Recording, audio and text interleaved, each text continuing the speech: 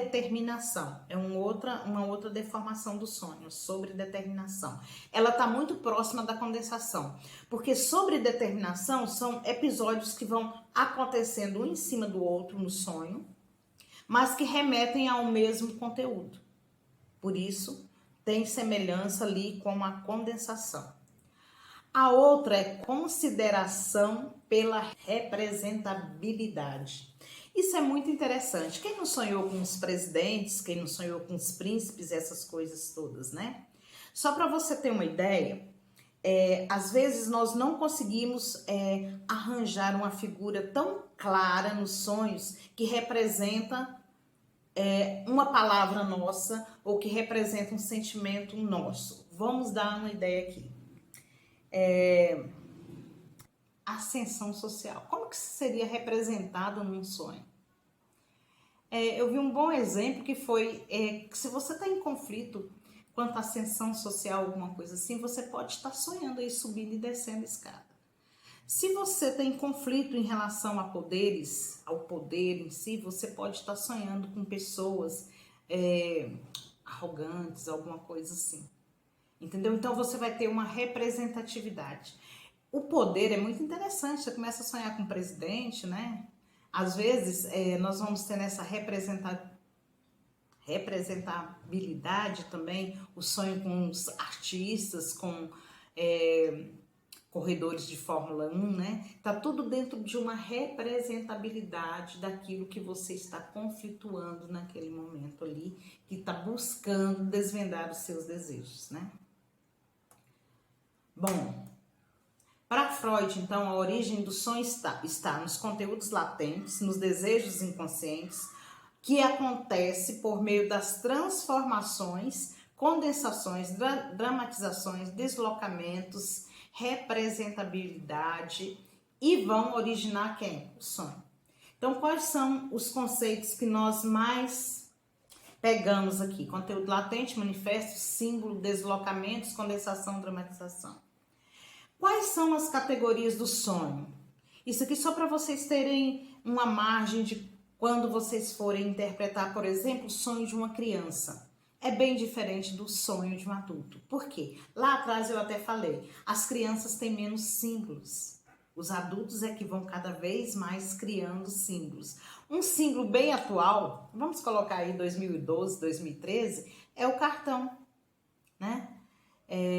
Eu até tive uma representabilidade de uma criança, de um adolescente, na verdade, sobre a criação de um símbolo.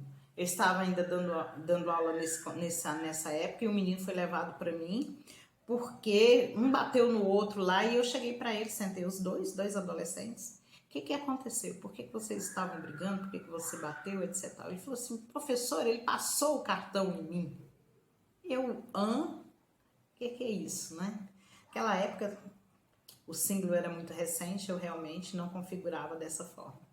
Professora, passar a mão no meio das nádegas. Então, passar o cartão. Isso ali 2010, 2013, foi nesse período. Então, já era exatamente o quê? O início de um novo símbolo na nossa cultura. E aí eu gosto de lembrar muito da minha primeira aula de sonhos que eu assisti com o Lúcio de Faria, do Instituto Âmago, em Brasília. Ele, daquela forma educada, né, polida dele, dando aula, e eu naturalmente contei um sonho lá, que eu estava com a carteira vermelha, que eu procurava meu cartão de crédito e não achava esse cartão de crédito, né? E aí eu falei, querendo a interpretação, ele falou assim, tem várias interpretações aí. Ele não quis me expor com toda aquela gentileza dele, ele não quis me expor naquele momento, né? Mas hoje eu compreendo que realmente ali o ato sexual em si, colocar o cartão dentro da carteira vermelha ainda por cima, né? Então, assim, os símbolos, eles estão aí sendo criados dia a dia, eles estão em movimento, né?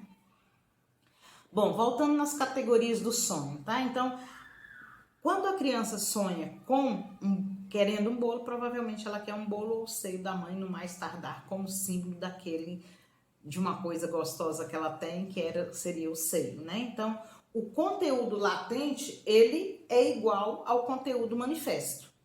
Então, isso aí são sonhos como realização de desejos, são os mais simples de serem interpretados. Um outro tipo é aquele sonho de conteúdo que é claro, mas é fantástico. Eu nunca pilotei um avião, eu nunca pilotei uma moto, mas a melhor coisa do mundo é justamente esse sonho fantástico de pilotar a moto, de nadar, de andar de bicicleta. Para mim né? Porque eu não ando de bicicleta. Então, vai existir esses sonhos fantásticos, é uma outra categoria. E vai ter aquele sonho obscuro, absurdo, incoerente. Por exemplo, o sonho de um peixe nadando na própria parede. Você aqui e vendo um peixe nadando aqui. É um sonho bem incoerente. Mas todos esses sonhos, eles são plausíveis de interpretação. É claro que nós vamos encontrar sonhos que nós não vamos conseguir interpretar. E mais na frente eu vou dizer por quê e como que nós consideramos esses sonhos. Nós vamos ver aqui os sonhos angustiantes de castração. Como que o sonho pode ser a realização de um desejo se o sonho foi angustiante? Se eu só senti angústia, eu amanheci super angustiada. Bom, vou contar o sonho aqui para vocês tentarem entender. O rapaz, ele foi criado numa igreja evangélica e ele nunca tinha tido relações sexuais. E certa vez ele teve esse sonho que ele disse que nunca esqueceu, que ele estava cortando verduras, né, numa tábua de carne, e ele arrancou a cabeça dos 2 dedos maiores dele. E ele disse que continuou cortando ali as verduras. Só que depois, no próprio sonho, ele foi tocar violão. E aí ele se angustiou. Por quê? Porque ele não tinha os 2 dedos para tocar violão. Gente, esse sonho é tão simbólico, ele tem tanto símbolo, que talvez vocês que não conhecem, a pessoa não conheciam a história da pessoa, vocês iam dar o clique de vocês. Bom, ele cortou os dedos dele. Isso é um sonho de castração. E olha, por que é um sonho? Como é que se... pode ser outra coisa? Pode, mas ele queria tocar o quê? Em quem que ele queria tocar? No violão. O violão tem a forma de quê? Do corpo de uma mulher. E aí, por que foi tão angustiante? Porque o desejo dele ali era claro, o desejo dele era a satisfação sexual. Contudo, a religião o burilava, o travava, o castrava ali. Então, a religião castrava. E por que o cortar o dedo ali no sonho é uma coisa tão angustiante assim? Porque à medida que eu sou castigado no sonho, eu realizo o meu desejo de não errar. Ou seja, eu estou pagando a penitência pelo meu pensamento. Então, é um sonho de desejo. Eu não estou pecando. Eu estou pagando a penitência pelo meu desejo. Então, às vezes, esses sonhos angustiantes de castração estão ligados justamente quando eu me reprimo. Porque eu sei que quando mamãe e papai me colocavam de castigo lá atrás, quando eu saía dali, acabou. Eu não ia mais se tocar naquilo que aconteceu. Eu estava perdoada. Então, se eu me castro, se eu me corto ali, eu vou estar perdoada. Então, os sonhos de castração, de ansiedade, às vezes estão ligados justamente a esses sentimentos que nós tínhamos lá na infância, de através da minha angústia, do meu medo, da minha ansiedade, eu ser perdoada dos meus erros. Então, eu ser liberada.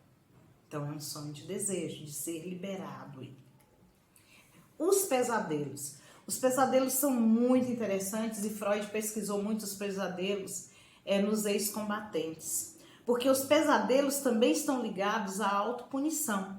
Aquele desejo de que eu não podia fazer aquilo e aí eu tenho aquele pesadelo para eu cumprir a pena de ter feito, né? E aí, outra coisa que o pesadelo pode estar me mostrando, que eu preciso enfrentar meus próprios medos, minhas próprias culpas. Então ele vem batendo ali. Eu tenho um sonho que ele é muito interessante, que é um pesadelo recorrente, né? Aquela pessoa que tem muitos pesadelos e que o contexto do pesadelo é muito recorrente. Eu tive uma professora que ela não conseguia mais dar aula, estava tomando 13 medicamentos diferentes. Para dormir, para acordar, para fazer, para deixar de fazer, uma série de... para fibromialgia, etc e tal. E a princípio ela tinha um pesadelo que ela não lembrava de nada, apenas acordava gritando. E aí nós começamos a fazer alguns relaxamentos, tentando levar um pouquinho para a hipnose, que ela era bastante resistente nessa questão. E chegou um momento que ela chegou no setting e falou assim, olha, hoje eu tive um pesadelo, mas eu lembro de uma coisa que eu vi antes de acordar gritando. Eu vi 3 corujas. Eram pessoas, mas pessoas com cara de coruja. Gente, a intuição da gente, eu acho ela fascinante. Eu falei assim, pessoas com cara de coruja. Ok. Que pessoas te lembram cara de coruja? Ela teve um insight na hora, gente. Parece que ela chegou ali preparadinha para contar aquilo para mim. Ela falou assim, meu avô. Eu falei assim, como assim? Aí ela lembrou de tudo que aconteceu com ela de 3 para 4 anos de idade. Acho que foi com 3 anos, se não me engano. E olha só, ela tinha fobia de ir para a escola trabalhar. Presta atenção, ela disse que não aguentava ver os corredores da escola, que já dava angústia, ela tinha de ir embora. O que ela me relata? Que no dia que o avô morreu, a mãe, numa cidade do interior, há muitos anos atrás, pegou todos os filhos, inclusive ela pela mão, e foi para o hospital ver esse avô morto. O que tinha acontecido. E eles foram andando pelo hospital e essa mãe em prantos, gritando, segurando esses meninos, até que chegaram nesse quarto onde esse avô já estava morto. Aí lembrem da fisionomia de uma pessoa morta, né?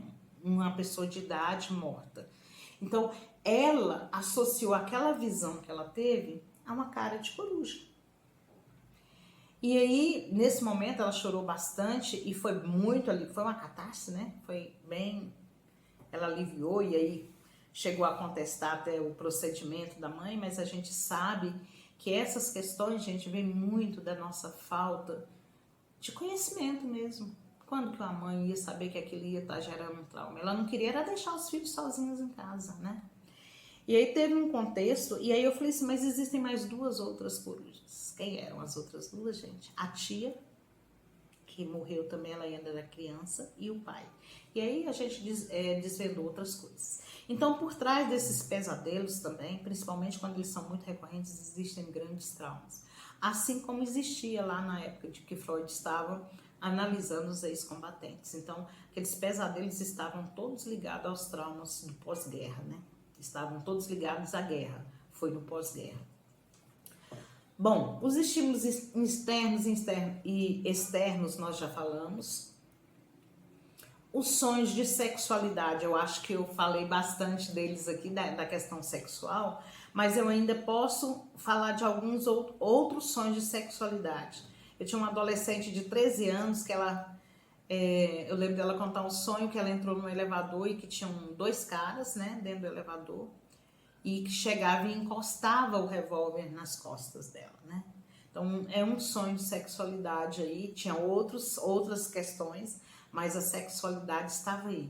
E ainda estava sendo roubada dela, porque ela estava com 13 anos, estava sendo namorado, os hormônios ali efervescendo, né? Aquela questão. O sonho da faca que eu falei para vocês, o tal do celular, gente. O celular também tem um contexto fálico, porém nós temos de observar muito a questão do celular no contexto do sonho, porque ali também está falando de comunicação. Está falando eu me calo, eu falo, eu me calo, eu seguro, eu me perco nas falas. Tem vários contextos que nós temos de analisar, mas o celular também está ligado a uma questão fálica também, né? Principalmente quando a gente perde ele e vai para a fila do banco. No sonho, tá? No sonho. Então, os sonhos de sexualidade é uma coisa muito comum no ser humano. Por quê? Porque é uma das coisas que mais nós reprimimos e que foi reprimido na cultura desde muito tempo. Então, isso nós vamos ver esses sonhos reprimidos, esses sonhos de castração, nós vamos ver desde a criança ali no seu complexo de Édipo, o adolescente, o adulto, o velho, né? Vamos chamar de velho, não, né? O idoso, né?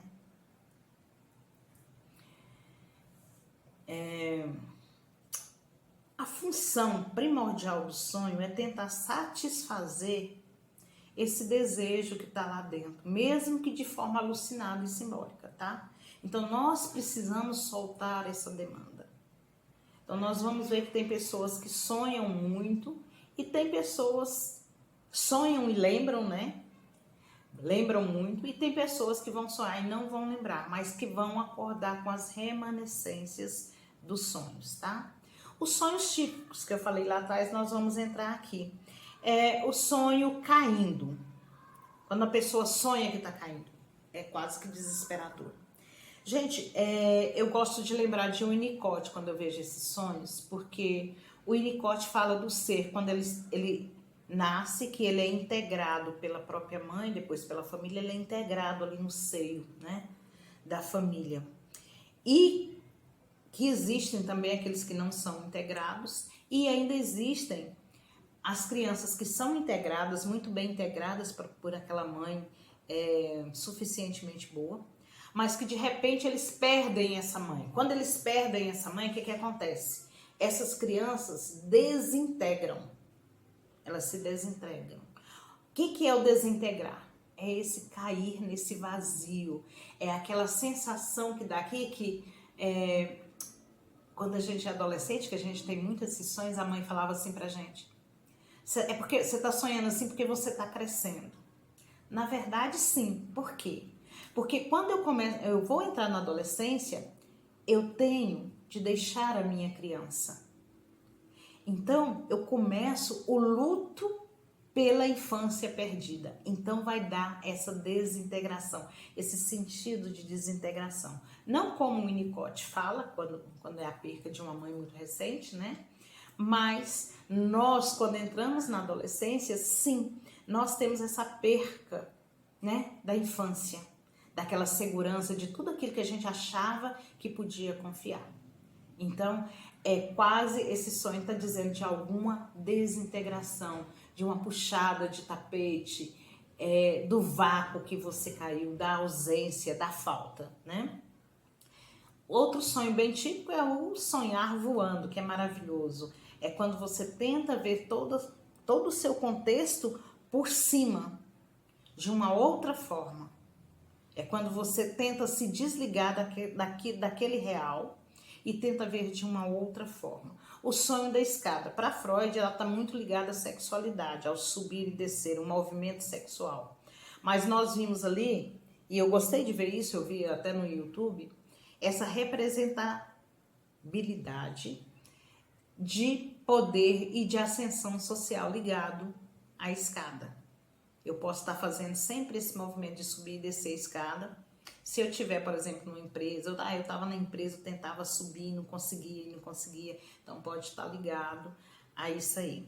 A questão do arrancar o dente. Lembrando, gente, que não é só a morte, como vem lá na nossa família, vai morrer alguém. Não é só isso, né? Nós temos de lembrar que a nossa dentição faz parte do nosso sorriso e que a nossa dentição também faz parte da nossa fala. Então, pode estar ligado a esses aspectos também. E por isso eu vou precisar muito da associação com o meu paciente. Eu vou precisar fazer associações livres com ele, entendeu? Que não é bem livre, né? É um pouco direcionado, né? A questão da cobra que eu falei para vocês, né? E da palavra cobrar. A questão de sonhar despido, procurando a roupa sem achar a roupa. Gente, isso está falando ou de um exibicionismo que eu tenho, ou pode também estar falando de uma coisa. Pode ser que eu esteja me sentindo muito exposta em alguma questão da minha vida. E isso aí tudo vai depender da interpretação e da associação que eu fizer com o paciente, né? Pode estar falando justamente da pessoa estar se sentindo exposta. Caixão é uma transformação, é a morte de alguma coisa que eu quero dentro de mim. É muito interessante quando eu sonho com alguém ali dentro do caixão. Nossa, que coisa ruim. Não, gente. Olhe bem as características daquela pessoa com quem você sonhou. Vê se você não tem um pouco das características dessa pessoa, ou se em algum momento você não teve, que agora você está querendo matar dentro de você. Que é uma coisa que você abomina, que você quer tirar de você. Então, o caixão, ela fala dessa transformação como símbolo e fala também dessas questões que a gente quer tirar da gente. Mas tudo vai depender de uma associação. Nós não podemos deixar a associação de lado. Essa é uma das primícias de Freud. É a associação. O simbolismo já tinha lá na Bíblia, a interpretação através do simbólico. Freud agregou o simbólico à associação. Então, nós temos de usar as ferramentas que nós temos. E eu digo assim, nós somos muito privilegiados por viver nesse século. Nós podemos usar todas as teorias de todos os psicanalistas que já passaram, que estão passando por nós. Nós podemos usar todas as ferramentas de N pessoas. Então, nós podemos agregar. Então, nós somos, assim, afortunados, na verdade. Então, o que Freud traz aqui pra gente é isso. Ele pegou o simbólico lá, mas ele também traz a teoria dele, da associação livre, que é inédita para ele, né? É dele. Os sonhos recorrentes. Esses sonhos são os melhores, gente. Se tem um sonho recorrente, tem alguma coisa ali atrás. Vamos cavar esse sonho, vamos achar esse sonho, né? O sonho recorrente, ele é cheio de coisas, está ligado a fortes emoções, a talvez até traumas, né? Depois nós vamos ver os sonhos hipermnésicos, que também estão ligados a muita emoção, mas que às vezes nós não conseguimos interpretar. O sonho tem tanta emoção, tem tantos altos e baixos, tem tanta coisa dentro do sonho, que você não consegue achar uma linha. E é interessante que esses sonhos, nenhum sonho deve ser descartado, tá, gente? Guarde isso. Eu copiei o sonho, não interpretei, nós ficamos ali. Freud vai chamar esse sonho também de umbigo do sonho. Sabe aquela parte do sonho que você não consegue interpretar? É o umbigo do sonho. Não se preocupe, guarde ele. Provavelmente, seu paciente vai retornar, seu cliente vai retornar para você e vai trazer um outro sonho que vai desvendar. Tô falando igual Freud aqui, né? Que vai desvendar esse umbigo do sonho. Que esse sonho hipermnésico pode ser melhor esclarecido, onde aquelas emoções que estavam tão afloradas vão achar a sua causa. E aí a pessoa vai contextualizar, vai ressignificar e vai recondicionar a sua psique no equilíbrio. Bom, sonhos de regressão. Esse daí a gente tem muitos, né? Eu espero, assim, que a gente esteja conseguindo, através desses exemplos, mostrar realmente como acontece esse processo, esse rapport entre o paciente e o analista, ou psicoterapeuta, psicanalista, como vocês queiram dizer. Considerando agora a pressão e a resistência. A resistência vai sempre existir. Se aquela pessoa é uma pessoa que tem como mecanismo de defesa muito a negação, o próprio sonho dela vai vir em forma negativa, negando aquele sentimento, negando aquilo que ela gostaria de mostrar. Então, e a outra coisa, a resistência pode aparecer no esquecimento. É muito interessante quando a pessoa chega a primeira vez, conta um sonho e você interpreta. Se ela tiver alguma resistência, na próxima vez ela vai falar assim, passei a semana todinha, não lembro de nenhum sonho. Por quê? Ela viu que você tinha a capacidade de chegar ao ponto onde estava a ferida, onde precisava ressignificar. E aí ela cria resistência, né? E ainda existe a resistência daquelas figuras, daqueles símbolos que muitas vezes nós não vamos conseguir sem a ajuda do nosso cliente, né? Nós precisamos deles realmente, né? A pressão da resistência pode aparecer em vários lugares e intensidades diferentes em um mesmo sonho. Você pode esquecer, você pode não dar valor àquilo que você está vendo, você pode criar uma antítese no sonho, você pode subtrair do sonho alguma coisa, isso não era importante, então não vou nem falar. Então, são resistências que podem acontecer aí durante o conto do conteúdo manifesto, né? Essa resistência, ela pertence também ao inconsciente, não só ao consciente, ela pertence também ao inconsciente. Às vezes é uma dor que eu não estou pronta para enfrentar. Por mais que meu inconsciente esteja ali batendo naquela tecla, eu não quero ver agora, né? É um indício de um conflito. O esquecimento total ou de alguma parte do sonho quer dizer o quê? Que ali está o ponto-chave. Pode ser removido com uma hipnose, com uma pequena análise do sete, pode acontecer. E pode não acontecer também, né? A parte mais significante para Freud sempre foi a parte esquecida. O umbigo do sonho, vocês sabem que é aquela parte que nós falamos que quando nós não conseguimos andar além daquilo ali. Bom, o paciente na análise. Chegou o paciente para você e agora nós vamos para a técnica da interpretação dos sonhos. Primeira coisa, se o paciente sonhou. Bom, eu como psicanalista, eu gosto de interpretar os sonhos. Eu vi que ele me leva por algum caminho que dá para eu tratar meu paciente dessa forma. Se eu vejo que sim, eu tenho de investir nisso. Eu tenho de ir atrás disso, eu não posso desistir na primeira dificuldade de não ter conseguido interpretar. Eu tenho de persistir, primeira coisa. Então eu tenho de ter um ideal na cabeça disso aí. Segunda coisa, quando o cliente chega trazendo esse sonho, eu tenho de ouvir esse sonho, eu gosto de ouvir 3 vezes. A primeira vez, eu fico observando algumas palavras-chave, eu observo a forma que ele fala, eu observo se ele tem algum ato falho, ou se ele fala assim, isso foi porque ontem aconteceu isso e isso, aí eu acho que eu sonhei isso, então eu fico prestando atenção nisso aí. Então é um momento observador, um momento coruja ali mesmo. Depois eu peço para repetir e aí eu começo a anotar o sonho. E aí eu vou observando aquelas palavras-chave, se elas não foram mudadas. Eu tenho de observar isso.